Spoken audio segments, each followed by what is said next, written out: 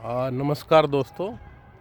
तो कुछ लोगों ने मेरे से रिक्वेस्ट की है कि मैं जो अपना वीडियो है जो मैंने इंग्लिश में पोस्ट किया था रिगार्डिंग जो है साइबर क्राइम जो मेरे साथ हुआ था 19 नवंबर को, वो मैं हिंदी में बात करूं। तो आज मैं आपको हिंदी में बताऊंगा कि किस तरह से मेरे साथ ये साइबर फ्रॉड हुआ। तो ऐसा है कि मैंने खाना ही खाया था हॉस्टल में चौधरी देवीलाल यूनिवर्सिटी में, और मैं आकर बेंच पे बैठा था, अखबार पढ़ रहा था। तो उसी टाइम मेरे को एक कॉल आती है और कॉल में मुझे बोला जाता है कि मैं telecom regulatory authority of India से बोल रहा हूँ और मेरा फ़ोन नंबर 2 घंटे के अंदर ब्लॉक कर दिया जाएगा, क्योंकि मेरे फ़ोन नंबर से कुछ गलत एक्टिविटी हुई है। तो उन्होंने मुझे फिर बताया कि मुझे कांटेक्ट करना पड़ेगा साइबर थाना मुंबई कोलाबा। तो फिर मैंने उनसे कनेक्ट किया साइबर थाना कोलाबा से। फ़र्स्ट ऑफ़ ऑल जो ये हमारे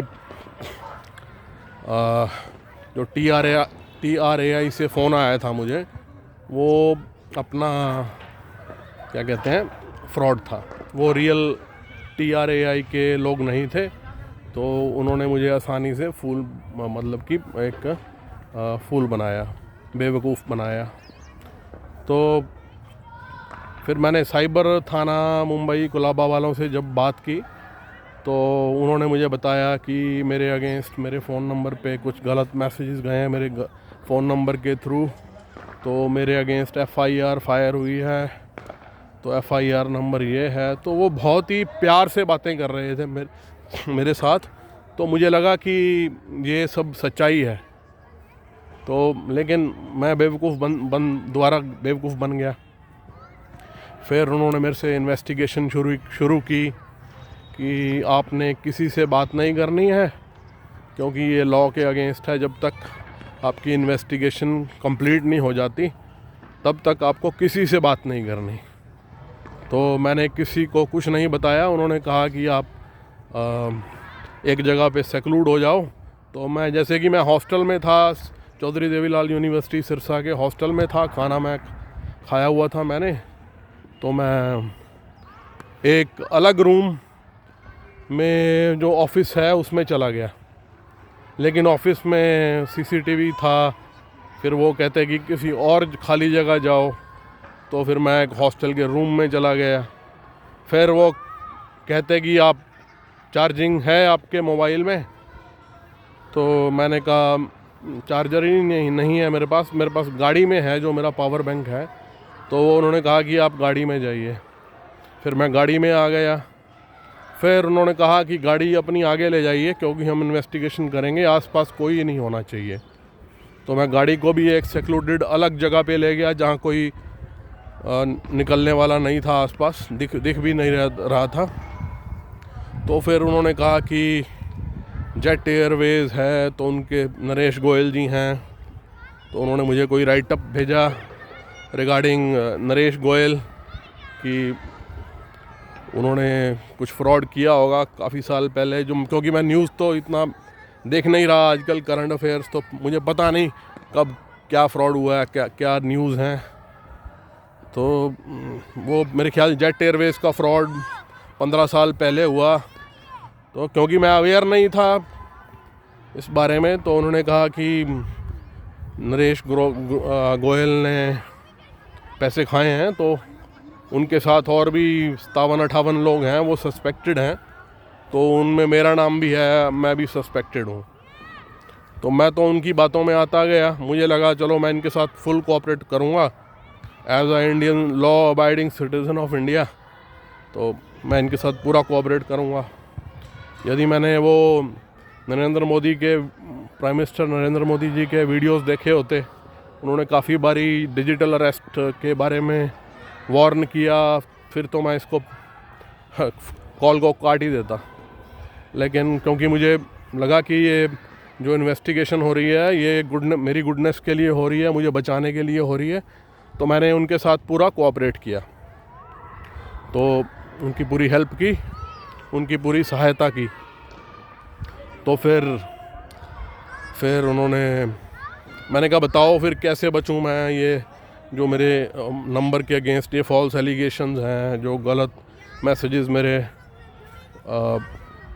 मोबाइल से गए हैं, तो मैं कैसे बचूं। तो उन्होंने कहा कि एक एप्लीकेशन लिखो। तो मैंने जल्दी उन्होंने मुझे एप्लीकेशन लिखवाई कि मैं एक रिप्यूटेड सिटीज़न हूँ इंडिया का, तो ये है वो है।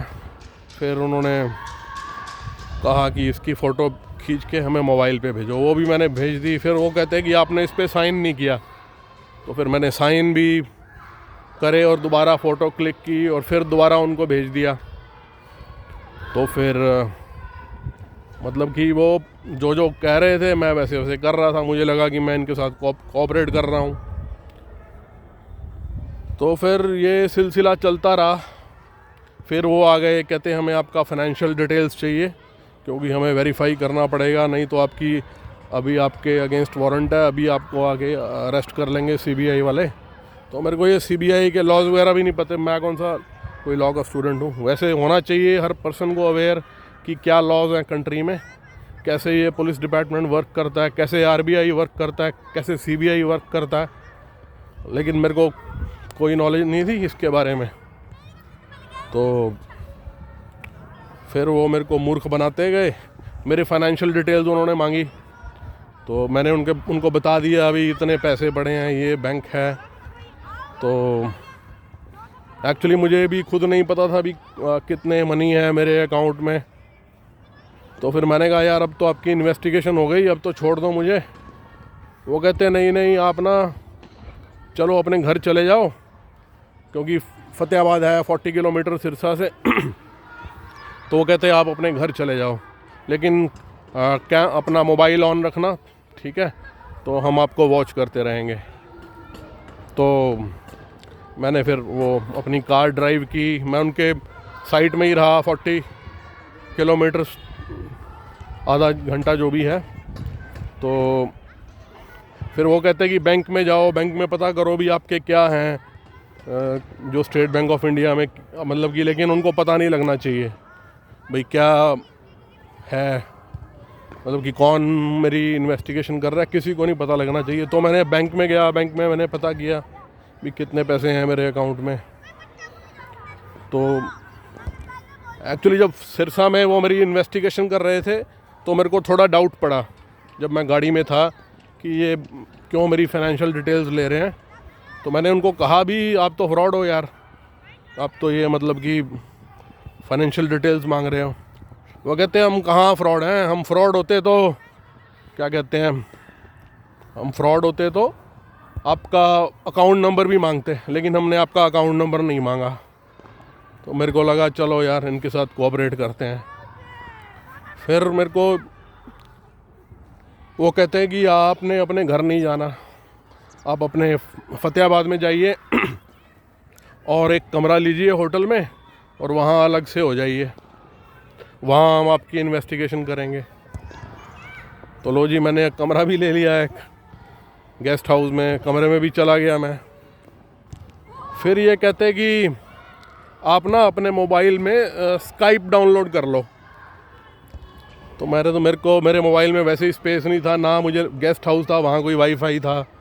तो लकीली मैंने उनको बताया कि ये तो पॉसिबल नहीं है, फिर भी वो मेरे पीछे पड़े रहे।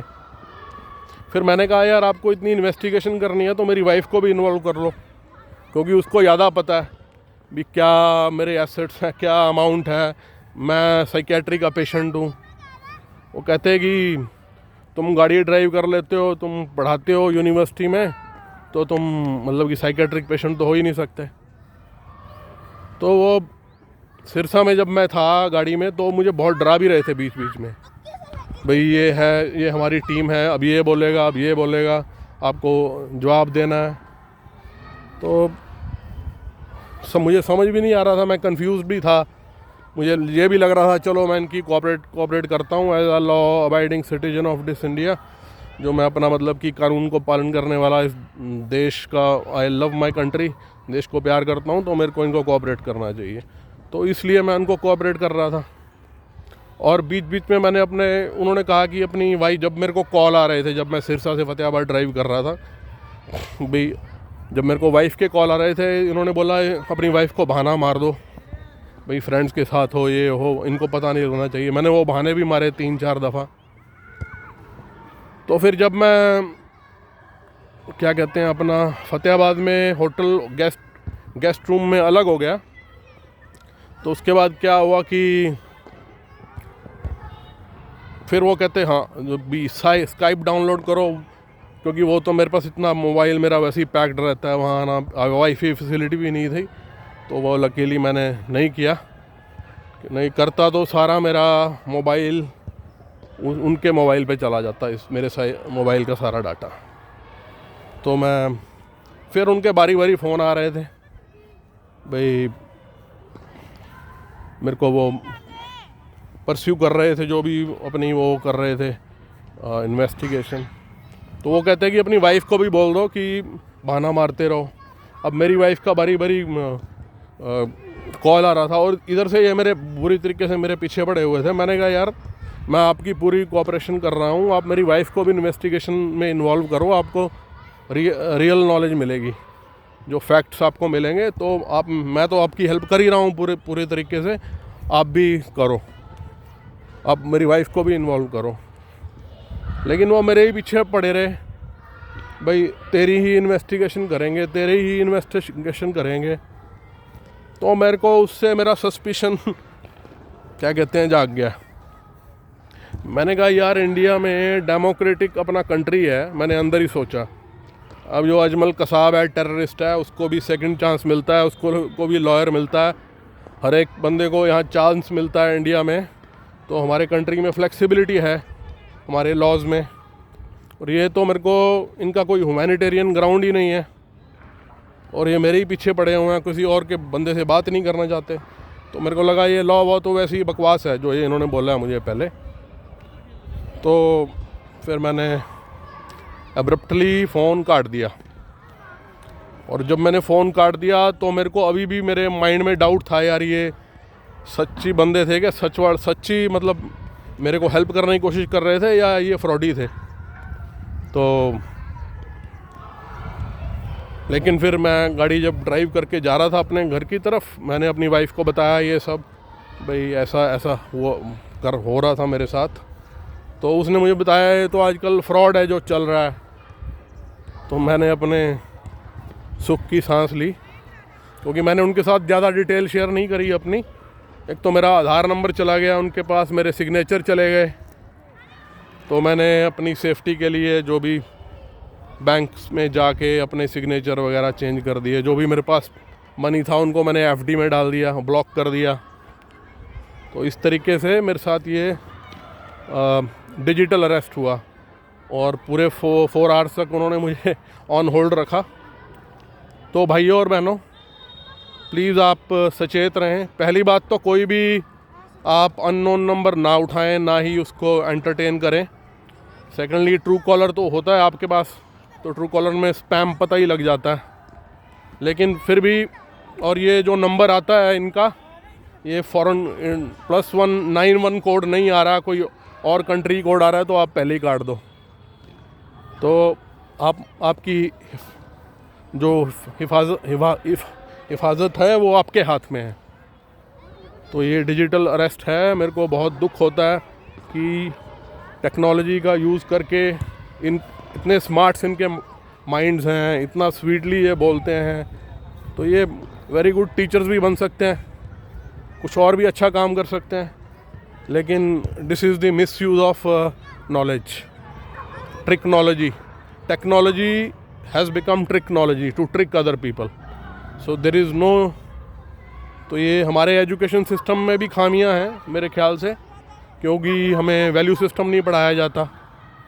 हम यदि ऐसे लोग तैयार करेंगे जो कि मतलब कि सोसाइटी के लिए घातक हैं, तो वो हमारे कंट्री के लिए प्रॉब्लमेटिक होगा। तो बहुत बहुत धन्यवाद, अपना ध्यान रखें। आपको पसंद आया हो ये वीडियो तो प्लीज़ मुझे कमेंट में बताएं। जय हिंद। जय भारत, साई राम।